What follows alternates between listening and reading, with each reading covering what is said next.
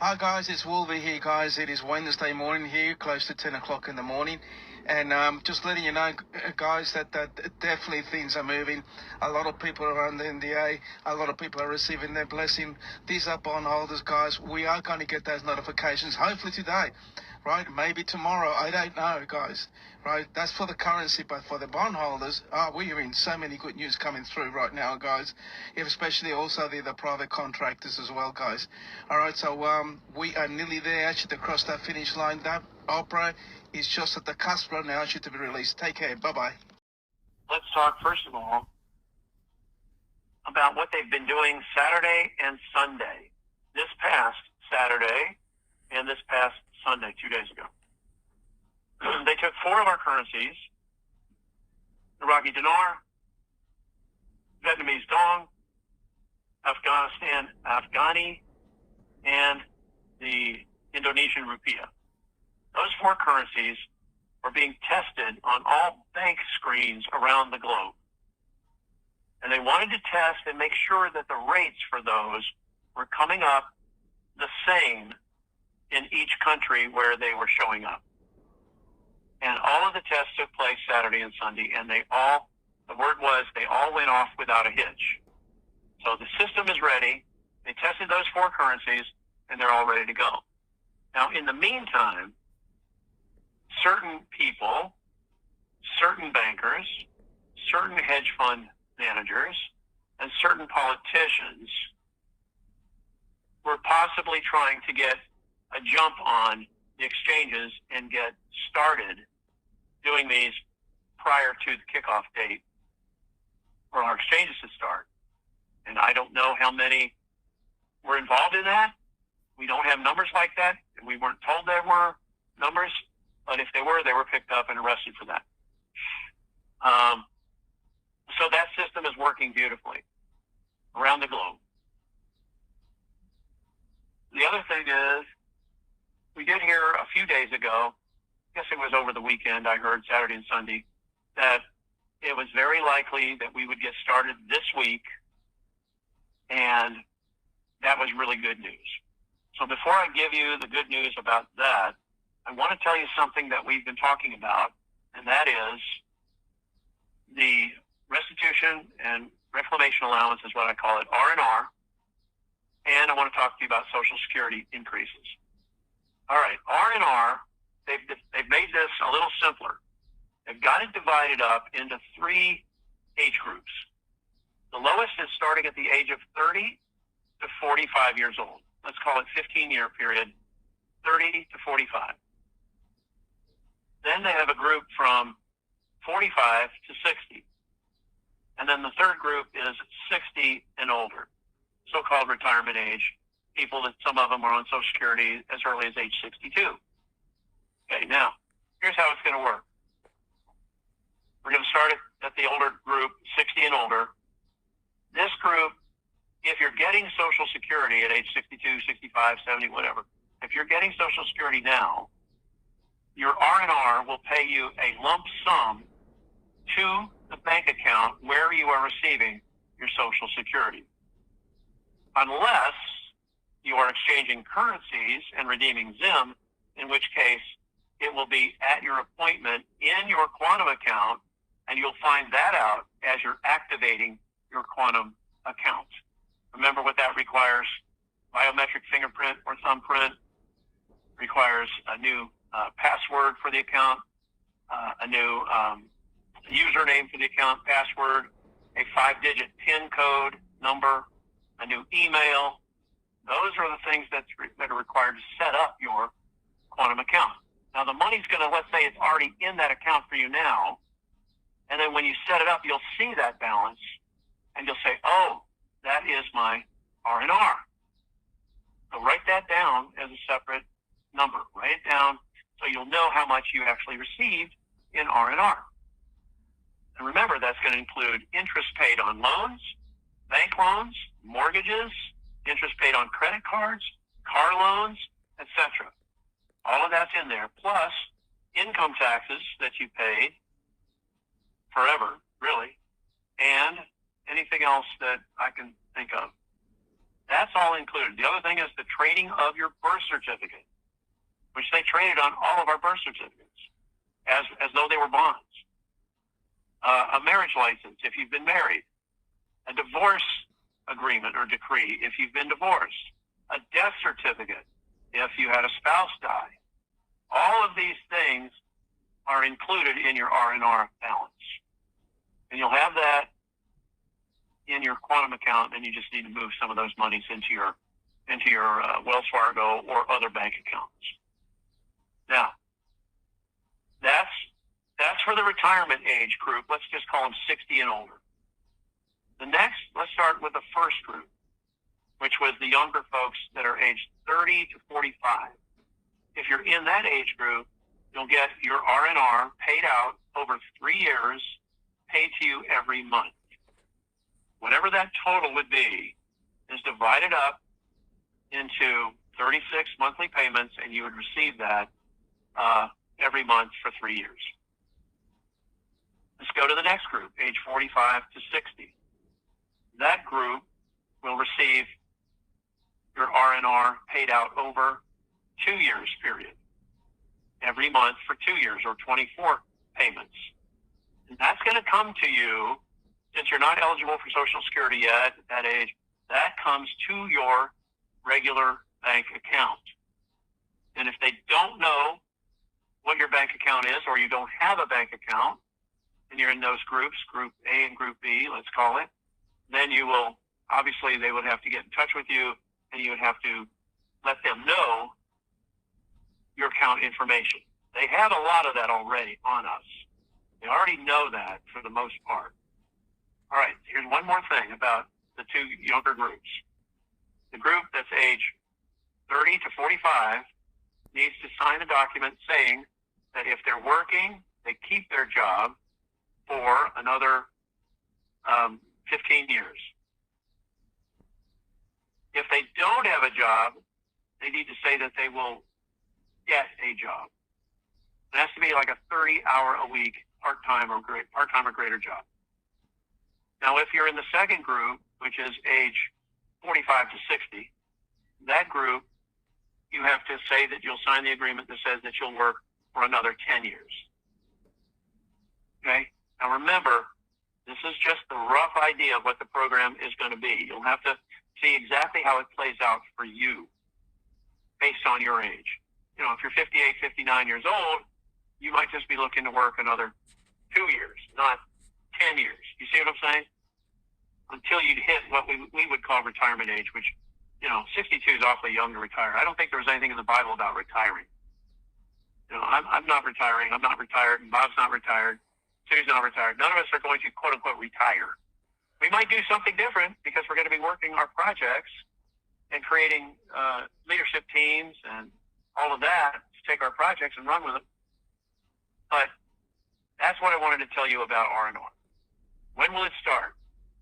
For us, it'll start when we go into the redemption center, that are those of us that are exchanging currencies, or those of us who are redeeming our Zim. Okay, so that's when ours will start. If you're not a currency holder and you're not doing that, I've been told it will probably start the first week of December.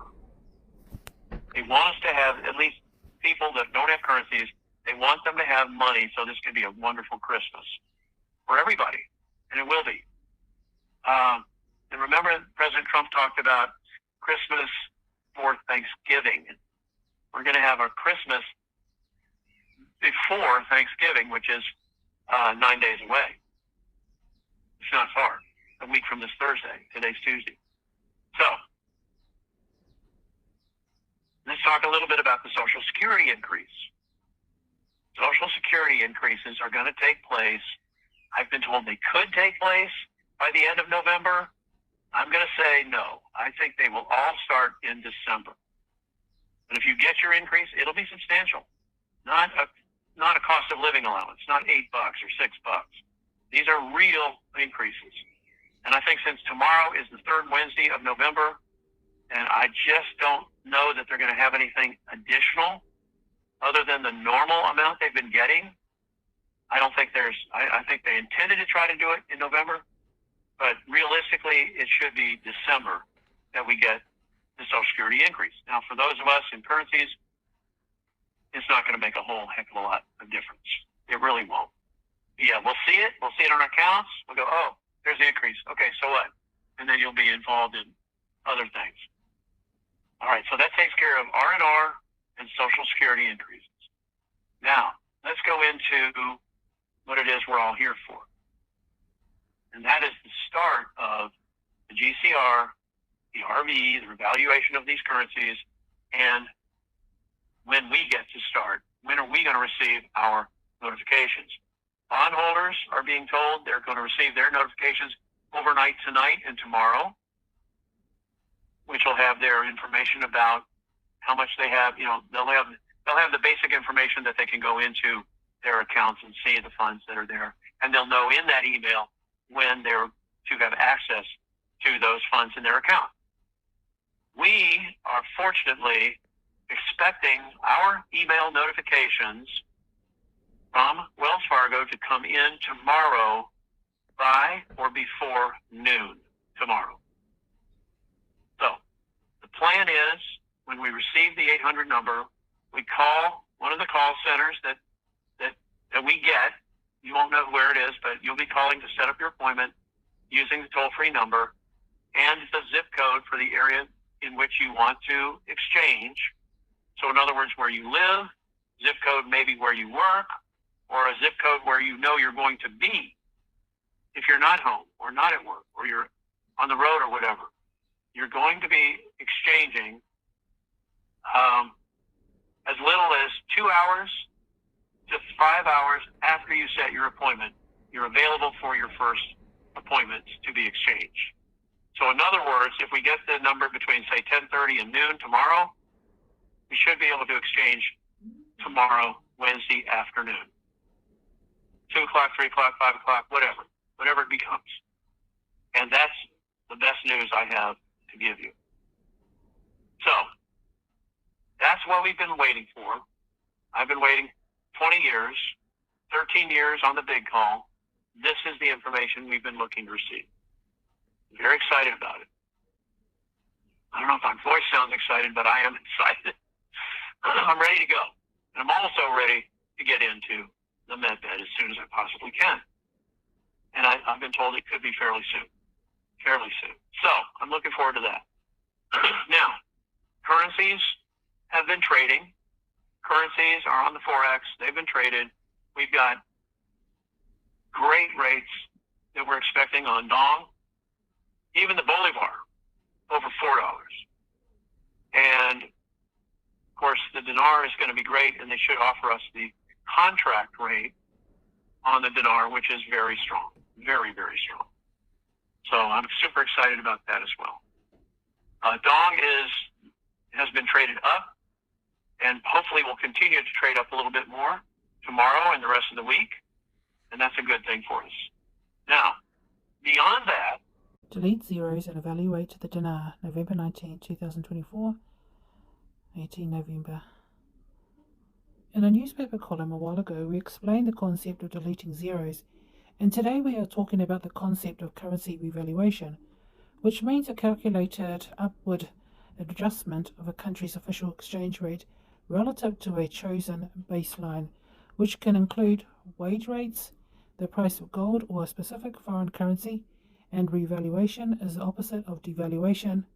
In a fixed exchange rate system, the system followed by Iraq, only a decision from the state, the central bank, can change the official value of the currency, and developing economies are likely to use a fixed exchange rate system in order to limit speculation and provide a stable monetary system in the country.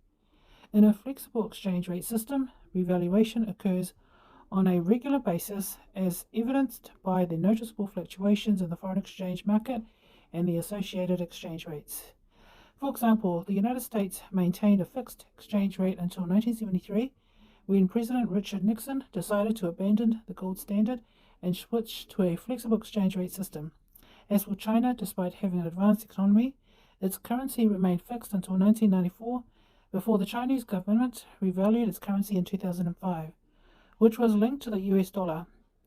After the revaluation, it was linked to a basket of global currencies. The decision to revalue a domestic currency affects the economy as a whole, as it affects both the currency being examined and the valuation of assets held by foreign companies in that particular currency. Since revaluation has the potential to change the exchange rate between two countries and their currencies, the book values of assets held abroad may have to be adjusted to reflect the effect of the change in the exchange rate. For example, suppose a foreign government has set 10 units of its currency to equal $1. To revalue its currency, the government might change the rate to 5 units per dollar, making its currency twice as expensive when valued in US dollars as it was before. If the above-mentioned currency revaluation occurs, any assets held by the US corporation in the foreign economy must be revalued. If the value of the asset held in a foreign currency was previously valued as $100,000 based on the old exchange rate, the revaluation requires a change of $200,000. This change reflects the new value of the foreign asset in the local currency by adjusting the revaluation of the relevant currency. Another example is what the Iraqi government did in 2023 when it raised the value of the Iraqi dinar from 1,450 dinars / dollar to 1,300 dinars / dollar. Alsabar.aq. This was posted by AJ on X. Iraq declares level C alert during the 2-day curfew for census. Lisa Q sent me this and thought it was extreme, but what if it's a training exercise for when they exchange to lower notes and have to pick up trillions of old notes without sticky fingers? True.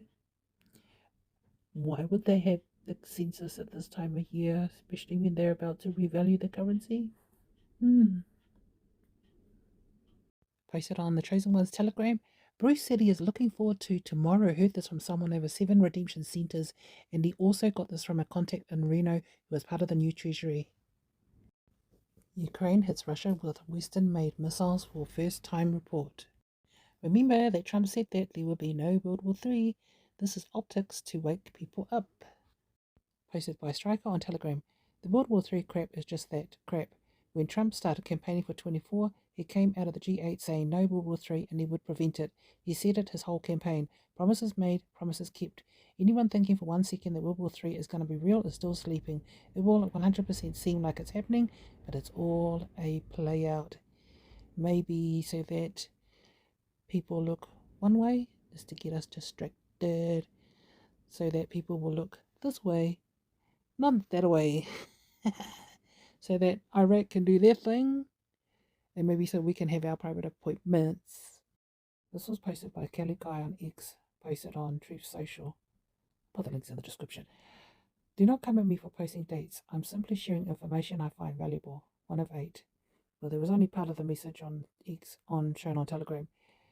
Bombshell. Trump summoned 74 world leaders to Iceland summit, November 20 to 23rd, to finalize Nazara and Jazara. 600 trillion seized.